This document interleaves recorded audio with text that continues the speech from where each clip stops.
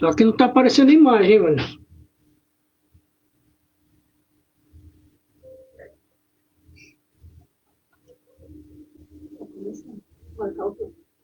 Sim, mas cadê a imagem? É isso que eu estou falando para você. Aqui. Ah, só pequenininha assim?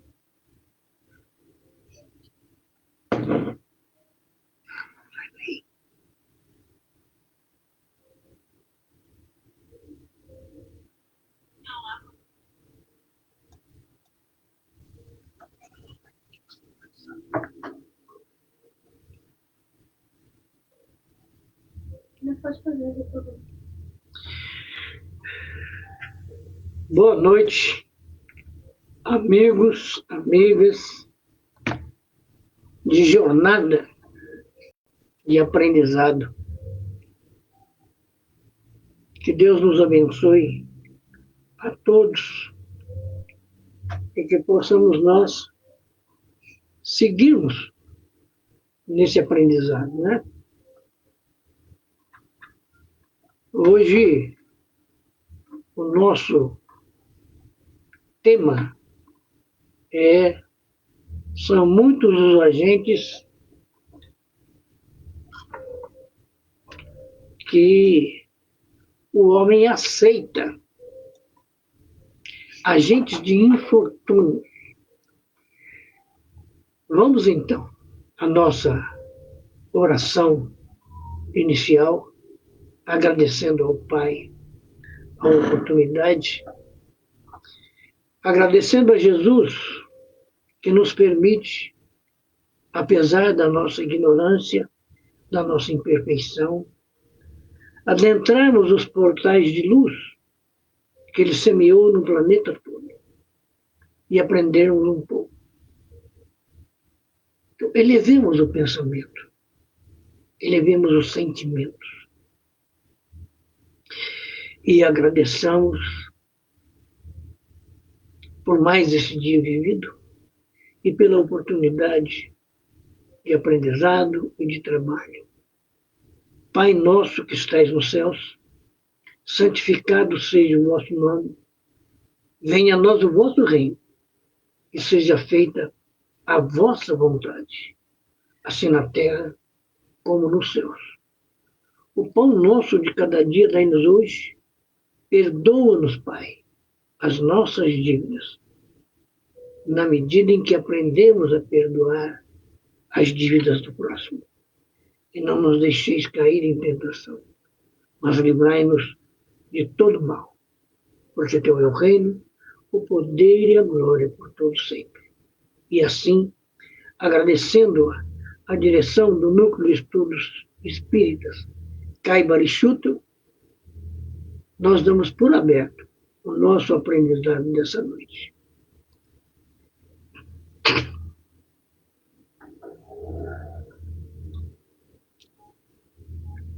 Repetindo então, o tema central hoje são muitos os agentes do infortúnio que o homem aceita.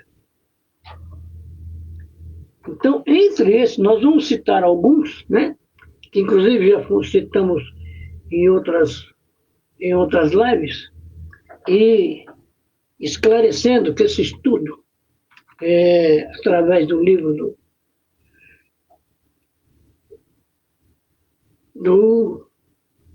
do amigo do espírito, que tem norteado esse estudo, dá a impressão que ele está repetindo. Manuel Filomeno de Miranda, parece que ele está repetindo, parece que nós estamos repetindo, mas é uma sequência. Então analisa, como hoje vamos analisar, os variados agentes do infortúnio nosso, e pode ser que na próxima reunião alguma coisa reapareça desses agentes, né? Porque é uma sequência. Cada mensagem desse espírito, no livro Temas da Vida e da Morte, ela foi dividida em duas aulas, pelo pelo pessoal que estudou, que até agora ainda não descobri quem foi que estudou, mas eu vou descobrir e falo para vocês. Então, traz para nós essa impressão que está se repetindo. Mas, na verdade, nós vamos ver ao longo do nosso bate-papo que está tudo correto. Então, vamos lá. A toxicomania desarticula as sutis engrenagens da mente. E ela é um desses agentes do infortúnio. E começa no alto dos nossos recursos, que é a mente. E desagrega moléculas do metabolismo orgânico, lesando vários órgãos e alucinando todos quantos se comprazem nas ilusões mórbidas que dizem viver. Né? Então, o que acontece? A criatura se envolve com o vício das drogas que a gente falou na outra live, as chamadas drogas ilícitas. Falou que a única droga que é lícita são as drogas dos remédios, dos antibióticos, dos analgésicos, né? Mas o resto é tudo ilícito. Boa noite a todos, boa noite, Dani. Boa noite, Mauro, boa noite a todos que estão conosco nesse momento. Então, a toxomania começa arrebentando a criatura pelo que ela tem de mais sagrado, vamos dizer assim, que é a sua mente. Então, ela lesa os órgãos e alucina e aqueles que se comprazem. Essa alucinação, na verdade, é a ilusão dos sentidos. É a ilusão das percepções. Como nós temos pessoas que bebem e acham que fica o melhor motorista quando está alcoolizado. Isso é uma grande mentira, porque muitos acidentes com automóveis são frutos de bebida. Boa noite, Valdemar. Então, quando nós percebemos que muitas das coisas que nós fazemos aqui estamos assumindo infortúnios, estamos gerando, boa noite, Marli, estamos gerando infortúnios. Quando percebemos isso, nós vamos lutar para eliminar os vícios, eliminando por, como é que eu digo assim, por efeito, os infortúnios. Porque vejamos aqui, ó, iniciada a dependência, desdobram-se a longos anos, numa e noutra reencarnação, para que sejam reparados todos os danos que poderiam ter sido evitados. Então, uma criatura que usa hoje, né, a cocaína, por exemplo, ela está desmantelando o seu cérebro, ela está desarticulando a capacidade de raciocínio, a capacidade de percepção, a capacidade do uso da inteligência, que, aliás, entrou nessa questão do vício, já está afetando a inteligência, a capacidade de ser inteligente. Porque ninguém deve escolher algo que vai prejudicar a si mesmo. Se nem ao próximo nós temos o direito de prejudicar, que dirá a nós mesmos, né? Só que essa dependência ela vai se estender até em outras reencarnações, porque lesou o cérebro. Então, quando reencarnamos, né, o que vai acontecer? Nós temos no painel mental do perispírito uma série de lesões que vamos transmitir para o nosso organismo, principalmente para o nosso cérebro. É onde nós achamos criaturas nós encontramos criaturas com uma série de deficiências, né? E um outro agente de infortúnio é o sexo. Porque nós, quando vamos fazer amor com a nossa companheira, nós estamos pensando em sexo. E ninguém faz amor. Nós vivemos amor. E isso é diferente. E nós acreditamos que uma relação sexual demonstra todo o amor que existe em nós. Em cujo momento, por alguns segundos, nós temos um prazer. O prazer de viver junto, o prazer de levar uma vida conjugal por muito tempo, não pode ter como base de aceitação, de impulso, de convivência, alguns segundos de prazer sexual. Então vejamos aqui. A sexolatria vai gerar distonias emocionais, né? Haja vista, por exemplo, uma menina ou um menino que, infelizmente, às vezes são estuprados pelos seus próprios pais, por tios, né? Por parentes próximos, jamais nessa vida ela vai se equilibrar novamente. Ela vai passar a ter medo, ela vai fugir dos contatos, né? Isso são apenas os resultados, os incômodos superficiais. E lá dentro dessa criança, o que acontece quando ela vê um homem? E quando esse homem apresenta aspectos de agressão, aspectos de agressividade. Ela vai temer, ela vai fugir disso. Provavelmente, ela não vai se casar, ela não vai ter um amor real, porque ela tem medo. E o medo leva a gente até a loucura. E nós temos que entender isso, né? Que educar os nossos filhos, né? Que é um tanto quanto complicado ainda na nossa geração.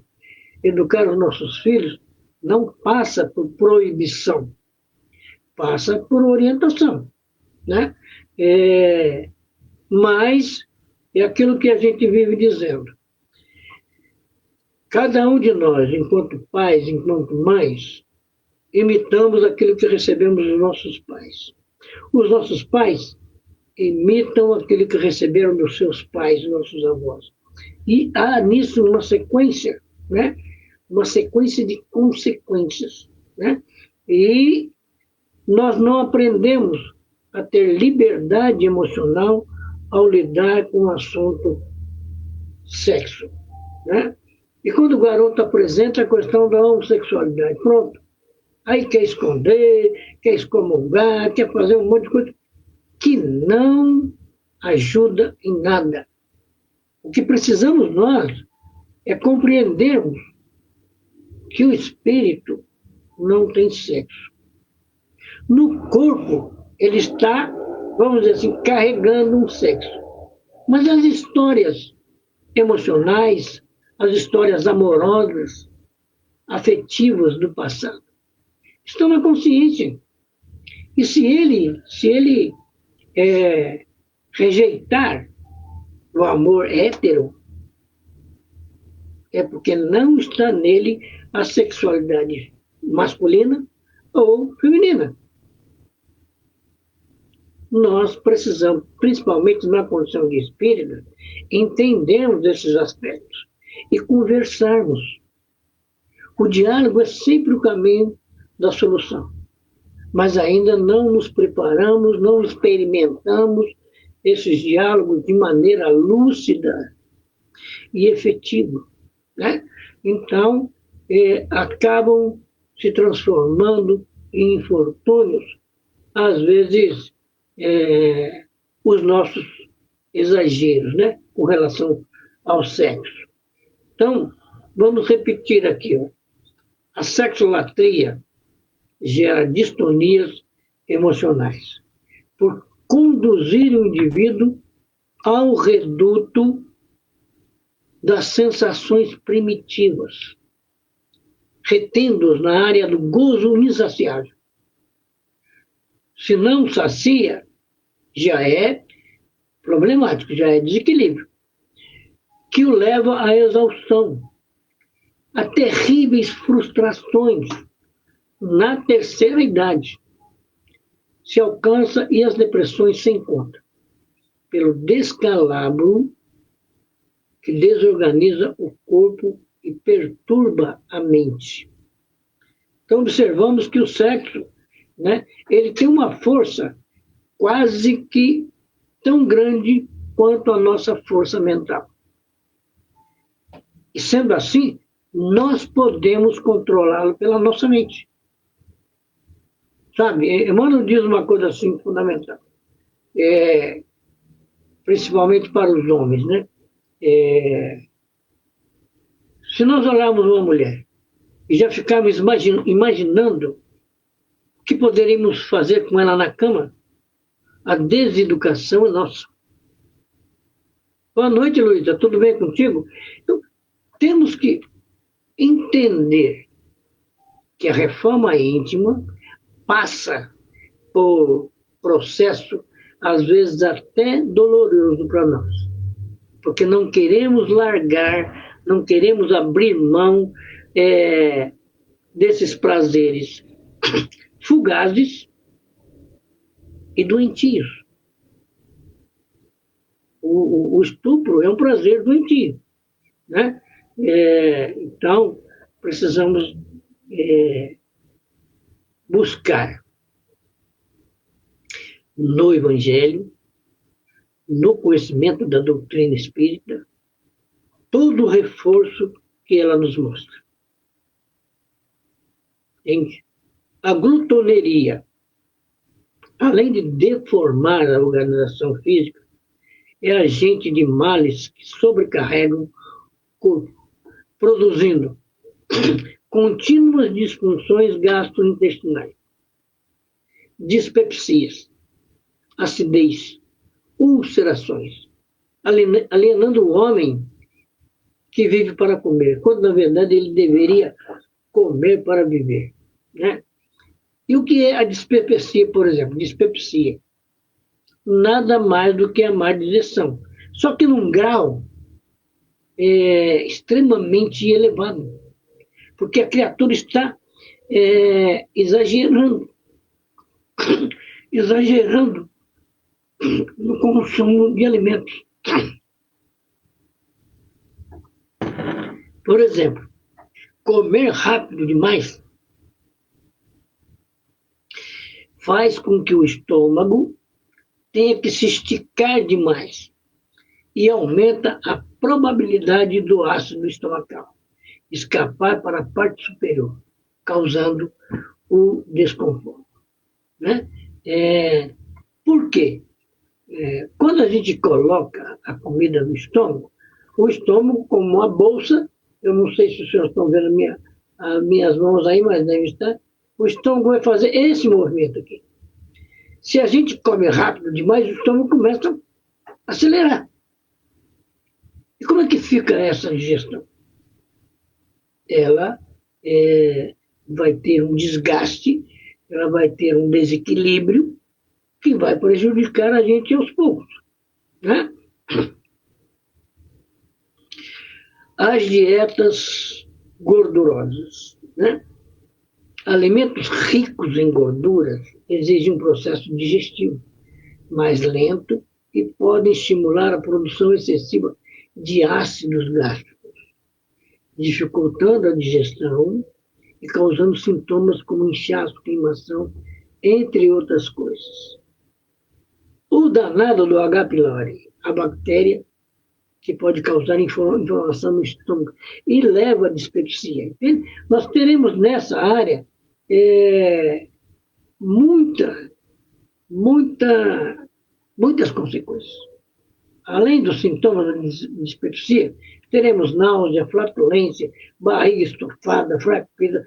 Tudo isso é um infortúnio que a gente procurou porque está comendo demais, porque está comendo rápido demais. Né? Então, como ele e conduta, ele pode preservá-la, prolongá-la, dar-lhe beleza, propiciando harmonia e felicidade. Porque quando nós entendemos que a alimentação é apenas então somente para gerar energia para o corpo trabalhar durante o dia, então nós temos aqui no Brasil o hábito de tomar o café, almoçar e jantar. Em cada período, observe uma coisa, quando nós tomamos o café pela manhã, o hábito do brasileiro, de maneira geral, é comer um pãozinho, tomar um café e sair para a rua, para o trabalho. Na hora do almoço, ele reforça essa alimentação. Na hora da janta, ele tinha que ter uma alimentação mais leve, porque ele vai dormir. Mas o que ele faz? Ele vai atrás de churrasco, ele vai atrás de feijoada de noite, né? Hoje nós sabemos que uma feijoada leva mais de 8 horas para ser digerida de fato pelo corpo, né? Então, se nós queremos viver bem, por que nos alimentamos de maneira errada? Por que procuramos os vícios? Por que procuramos o álcool, o tabaco, que vai nos comprometer muito? Além de sabermos que, por exemplo, e nós já falamos sobre isso aqui, que no mundo espiritual nós não vamos encontrar comidas de nenhum tipo. Não vamos encontrar o álcool, não vamos encontrar o tabaco. É onde pessoas que deixam-se dominar pelo vício, elas morrem, o corpo morre, mas a criatura não desencarna. E aí ela continua na sua vida material, encostando, se aproximando daqueles que fumam, daqueles que bebem, se transformando num obsessor. Então, a obsessão nem sempre é uma questão de inimizade, nem sempre é uma questão de vingança. Ela, em grande maioria das ocorrências, ela tem como base o nosso desequilíbrio alimentar, além de atingir aquele que elege essa ou aquela maneira de agir, os resultados alcançam descendentes que, através das heranças transmissíveis, conforme as suas necessidades evolutivas, as experimentarão. Então, nós temos que pensar que podemos estar jogando como é que se diz, na corrente sanguínea de um filho, de uma filha, efeitos ou resíduos da droga que nós usamos. Eu me lembro quando começou como é que se diz, todos os comentários, todas as reportagens, todos os ensinamentos, orientações a respeito da AIDS, que na verdade não é AIDS, né? É SIDA, porque é síndrome da imunodeficiência adquirida. Não é AIDS, né? Quantos que contaminaram a sua esposa, que contaminaram filhos? Então, nesse sentido, o vício se transmite silenciosamente, prejudicando a vida daquele espírito que veio também para trabalhar a sua evolução. Então, esses agentes, nós temos que lutar para eliminá-los da nossa vida. Porque o comportamento do espírito, dentro, no corpo ou fora dele, é responsável pela vida. O comportamento do espírito.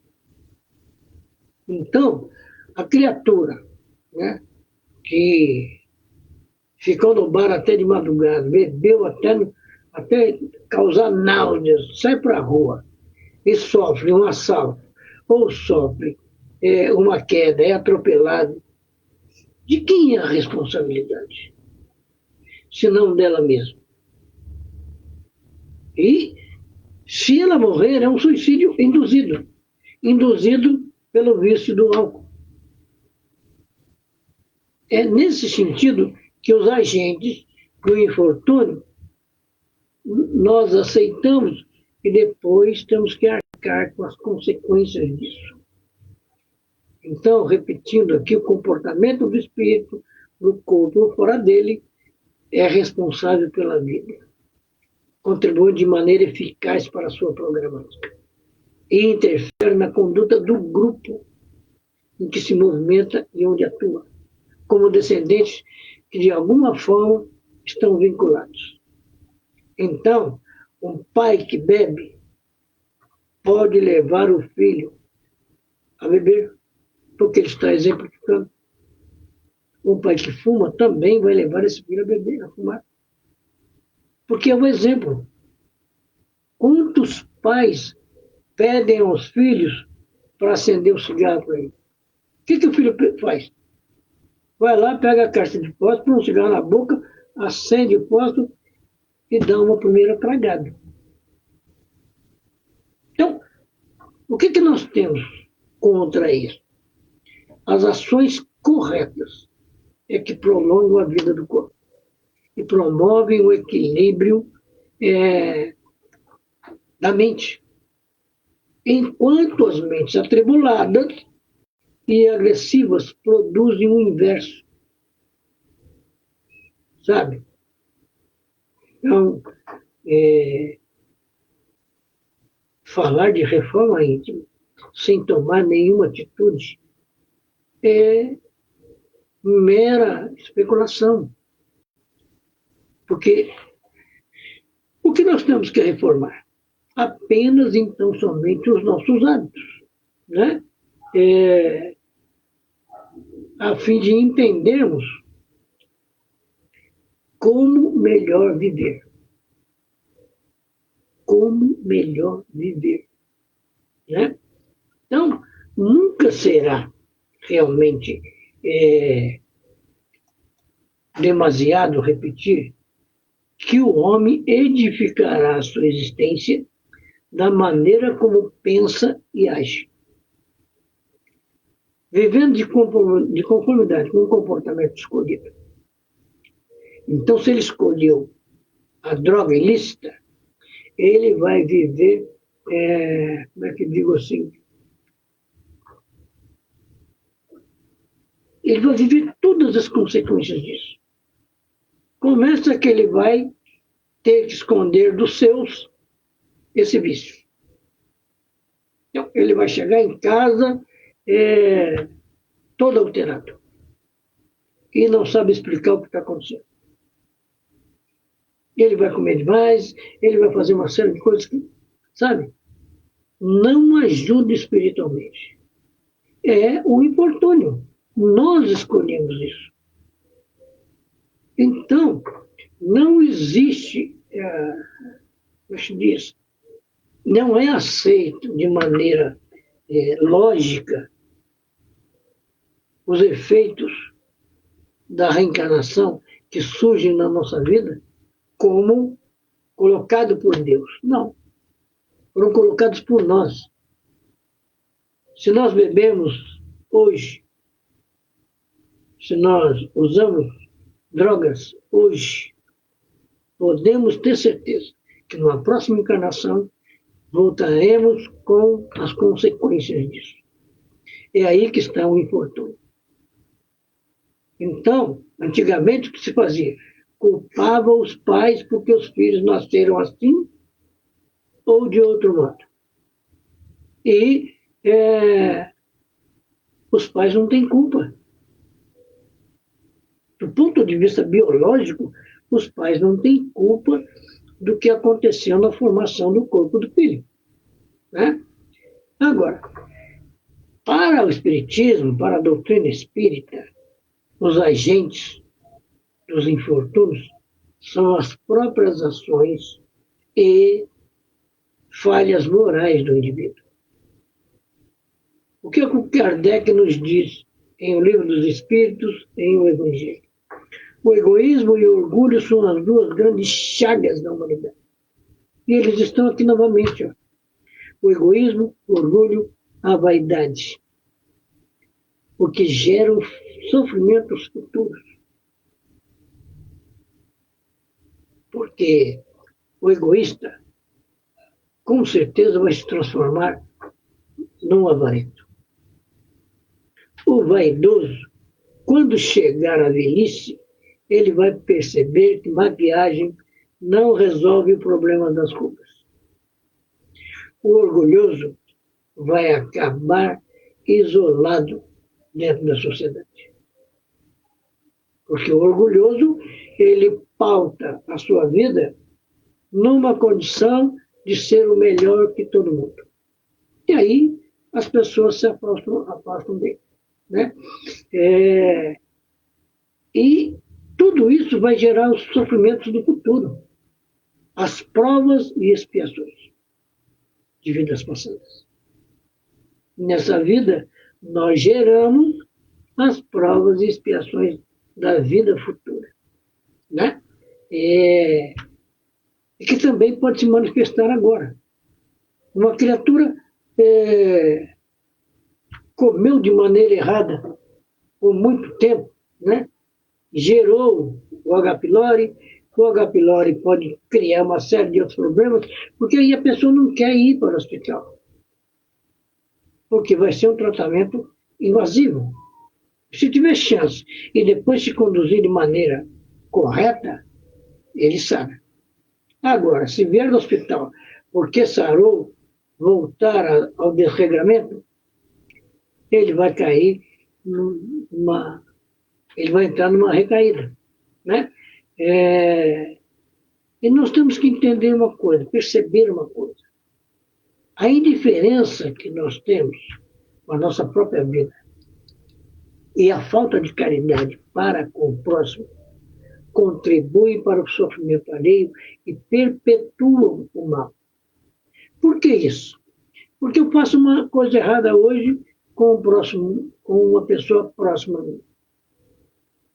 Essa minha atitude pode estar gerando na pessoa um sentimento negativo contra a minha alma. Esse sentimento pode ir crescendo, transformar-se num ódio. Numa outra vida, a pessoa desencarna, por exemplo. Ele vai tentar se vingar, porque eu fiz isso, eu fiz aquilo. É onde as obsessões nem sempre são fruto, como é que se diz? Aliás, são frutos que nós não temos que comer esses frutos. Nós temos que evitar determinados comportamentos, né? Então, o que nós vamos entender? Que somos os causadores dos nossos próprios infortúnios. Especialmente em casos de não buscarmos o aprimoramento moral, preferindo culpar a sorte ou a providência. Por que Deus permitiu que a minha vida foi assim? Esteja assim. Seja assim. Eu estou culpando Deus. Eu não olho para o meu comportamento, para a minha conduta. Eu simplesmente acho que eu tenho que culpar ao Pai. Eu nasci com uma deficiência. Eu faltou um braço. Por que será? Deus não permitiu que eu tivesse um corpo perfeito. Eu fico pensando comigo assim, o que é um corpo perfeito num mundo de prova e expiação? Né? Nós temos uma série de, de aprendizados a adquirir para entender o que é um corpo perfeito. O corpo perfeito é o perispírito quando a gente evolui. Aí ele não tem necessidade de nada do que é material. Enquanto tivermos necessidades dos efeitos materiais, seja na alimentação, seja, como se diz, com bebida, seja com medicação, nós não temos esse corpo perfeito. O Haroldo costuma, eu acho até que eu já comentei isso com vocês, o Haroldo uma vez disse assim, olha, se você ainda usa intestino, você não é um espírito de luz. O que ele quer dizer com isso? Que o nosso aprendizado aqui, em várias encarnações, ainda não permitiu que nós possamos ficar no mundo espiritual, que nós consigamos evitar a necessidade de reencarnação. E está lá no livro dos Espíritos, né? A necessidade da reencarnação. Para que a gente reencarna? Para evoluir. Para isso, temos que usar um corpo. Né? E nós temos coisas assim, por exemplo. Nos dias de hoje, a gente vê na internet um efeito africano. A África resolveu reagir com tudo que foi feito contra ela. Então, eles estão colocando na internet tudo que antes eles tinham medo. Eles estão criando uma coragem emocional, uma coragem, como se diz, uma coragem intelectual. De dizer, por exemplo, assim, eu não sou filho de escravo, eu sou filho de uma pessoa que foi escravizada. Quando eu estou dizendo isso, eu estou colocando as coisas no seu devido lugar. Né? E os africanos resolveram fazer isso. Então,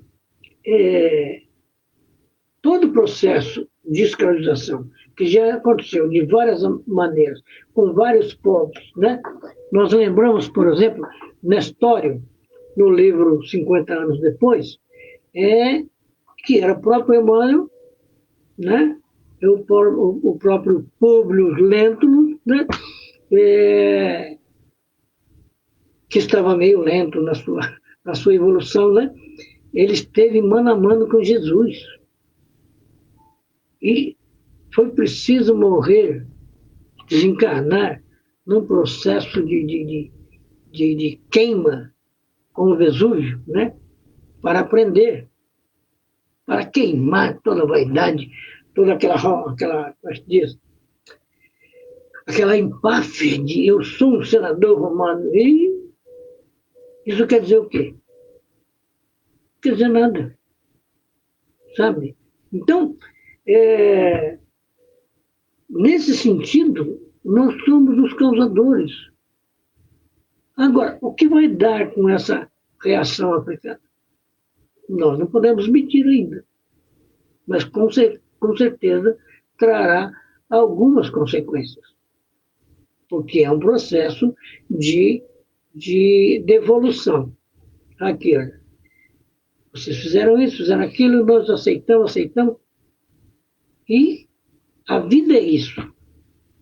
Hoje eu maltrato alguém, amanhã esse alguém está no meio da minha família. E se torna um desafeto.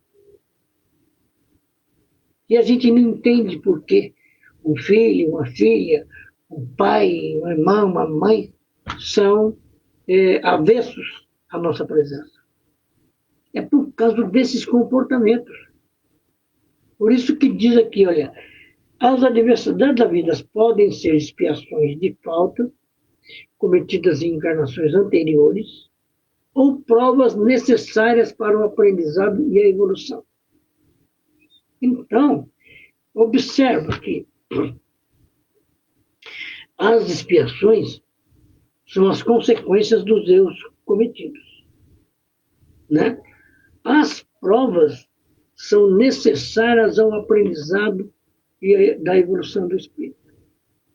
Precisamos enfrentar as nossas dificuldades num grau de dor ou de deficiência, concernente ao Filomeno de Miranda, coloca aqui para nós, aqui, ó, com as suas experiências. A falta de atenção e ajuda ao próximo, especialmente nos infortúnios ocultos, que são as doenças, os problemas familiares, que não ganham destaque na mídia, perpetua o sofrimento e se torna um problema para o indivíduo. Como lidar com esses infortúnios? Porque nós faltamos com atenção. Nós temos um ente familiar com algum problema. É assim mesmo. Ontem ele errou, ele fez um monte. Nós nem sabemos como é que nós vivemos ontem. E já saímos achando que o outro, que o nosso ente familiar, ele fez um monte de coisa errada, por isso que ele está assim. Nós temos que ajudar.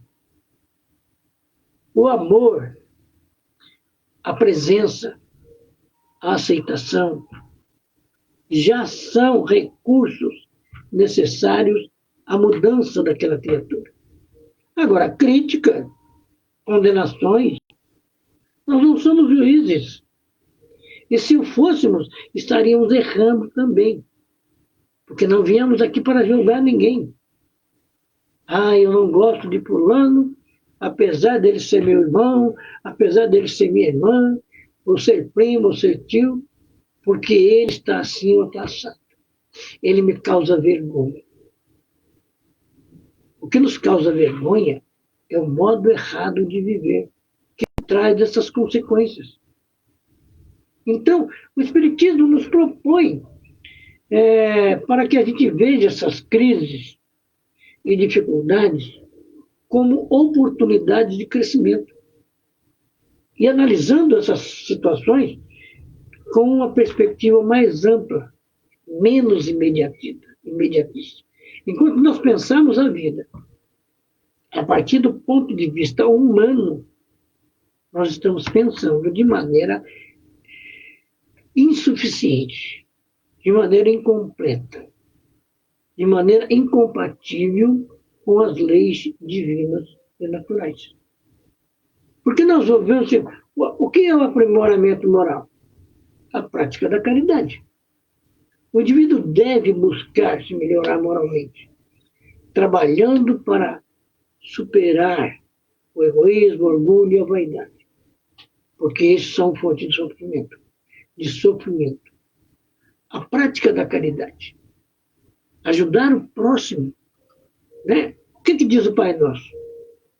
Amar a Deus e ao próximo como a si mesmo. Hoje, as nossas redes sociais mostram a quantas anda, em grande parte daqueles que frequentam essas redes sociais, a quantas anda as suas emoções, o seu coração, os seus sentimentos. Porque aparecem ali apenas então somente para quê? Para criticar, para colocar uma pimenta, para colocar umas palavras que às vezes nem, não é compatível com aquilo que está lendo. Então, nós, como diz o Jesus, alguém já disse com muita propriedade o seguinte, abre aspas, se você sente dor, você está vivo. Se você sente a dor do próximo, você é um ser humano. Então, é importante que a gente pense nessas coisas. Né? Porque a prática da caridade vai nos levar a entender isso. O que é ajudar o próximo? Mesmo quando não haja um pedido explícito. É uma forma de agir em caridade. O que é agir em caridade? É agir amando o próximo. Não é agir com medo de que o próximo, que está com a roupa suja, que está com mau cheiro, porque faz tempo que não toma um banho, né? Porque está na rua.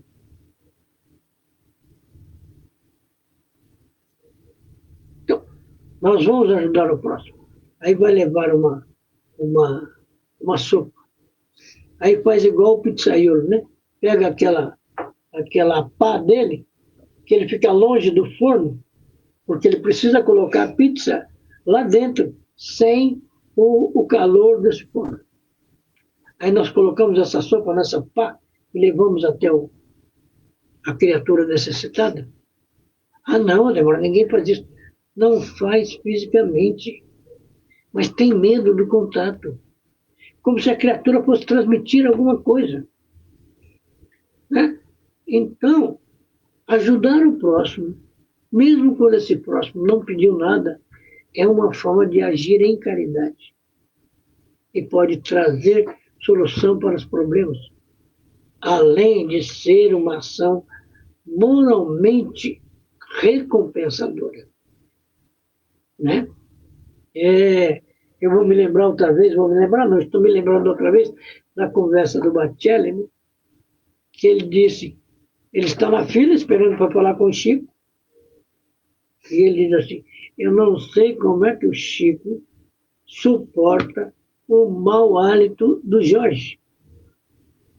E o Jorge beija o rosto do Chico e fica a marca de sangue, porque o Jorge tem os lábios rachados pelo frio. E o Chico não presta atenção nessas coisas. O Chico pede ao Jorge que declame poesia. O Chico coloca dinheiro na mão do Jorge. O Jorge fica feliz da vida. Então, isso tudo é treinamento de vidas e mais vidas. Hoje nós estamos conhecendo os recursos intelectuais, os recursos do conhecimento para aplicar em nós mesmos. Não adianta eu assistir uma palestra e falar, nossa, fulano devia estar aqui para escutar isso. Não. Se fulano não está aqui para escutar isso, ou talvez ele não precise, ou ele está tão envolvido com a vida material, que ele não vai atrás dessas coisas. Mas aquele que está envolvido com o aprendizado espiritual, ele está no exercício de aprendizado. Porque nós pensamos que o outro tem que estar aqui ou acolá, porque vai diminuir os atritos do relacionamento pessoal. E nem sempre vai ser assim. Né?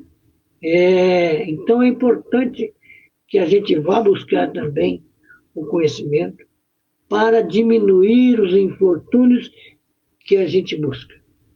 Porque compreendendo os infortúnios, sabendo as consequências que ele vai trazer, nós vamos, claro, vai preocupar. Ninguém quer uma doença, um câncer.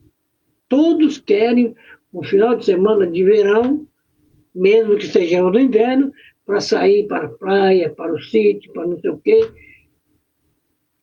Mas nós temos que ter um verão espiritual, um sítio espiritual, uma praia espiritual, para buscarmos aí o equilíbrio das nossas ações, do nosso comportamento, da nossa fé. Né? Então, na busca pelo conhecimento, nós vamos compreender que a causa dos sofrimentos, as finalidades das provas, é fundamental para que o indivíduo possa lidar com eles de forma mais serena e produtiva, buscando aprendizado e força para enfrentar as dificuldades. Então, voltamos novamente ao Livro dos Espíritos. Essa expressão do Espírito da Verdade bate na minha cabeça, assim, chacoalha a minha alma. Cada consciência evolui por si. Não adianta eu pensar que fulano tem que estar ouvido a palestra que eu estou vendo, que tem que ir no centro espírita que eu frequento, que tem que ir na escola que eu estou frequentando. Não. Eu tenho que evoluir para que o modo de vida do outro não incomode a minha vida. Esse é o caminho. Observemos o exemplo do Cristo.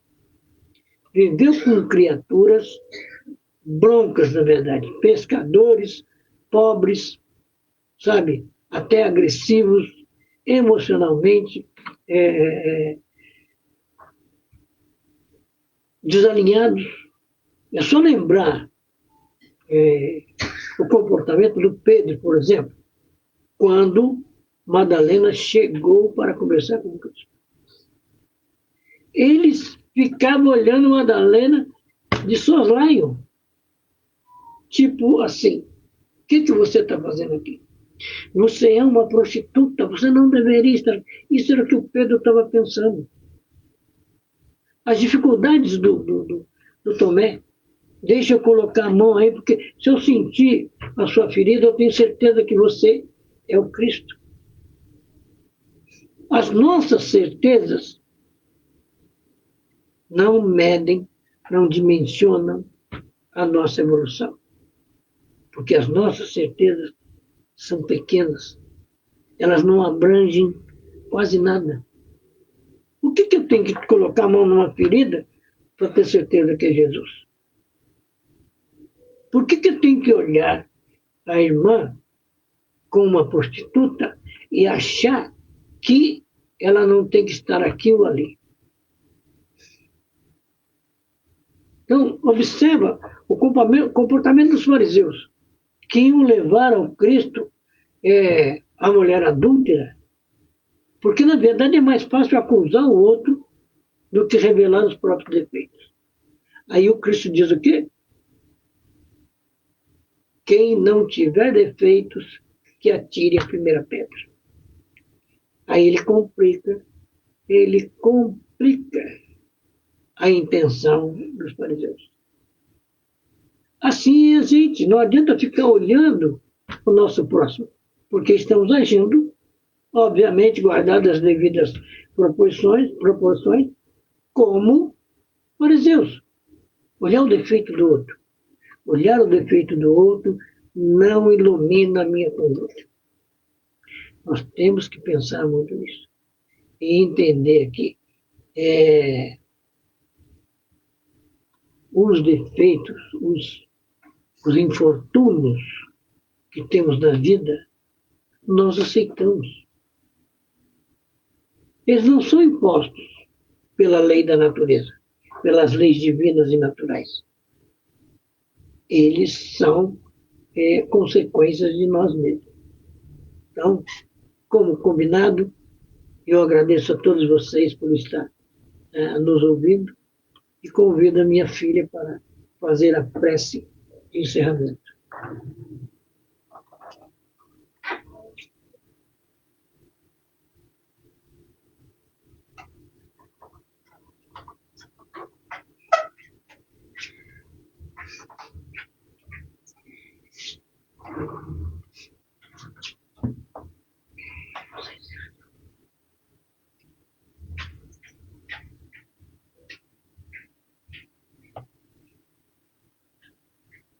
Boa noite a todos.